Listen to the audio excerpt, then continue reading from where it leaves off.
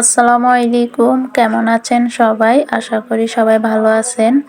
আমিও আপনাদের দোয়ায় আলহামদুলিল্লাহ ভালো আছি। তো আজকে আপনাদেরকে দেখাবো চীনা হাঁস কিভাবে বাচ্চা ফুটায়। যারা কোনোদিন দেখেন নাই চীনা হাঁস কিভাবে বাচ্চা ফুটায়, তারা ভিডিওটি শেষ পর্যন্ত দেখুন। আমিও কিন্তু ফার্স্ট টাইম দেখতেছি।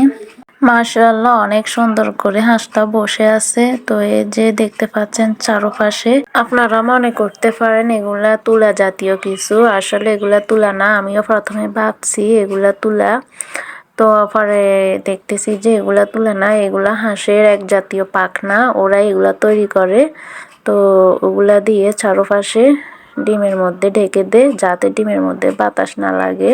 কি সুন্দর করে হাঁসটা বসে আছে, তাই না? এমনি হাঁস যেগুলো আছে ওগুলো কিন্তু বাচ্চা ফুটায় এভাবে ডিমে তাপা দিয়ে, ওগুলা কিন্তু এভাবে পাখনাগুলা তৈরি করে না। তো চীনা হাঁসের মধ্যে এগুলাও চীনা হাঁসের তৈরি করে।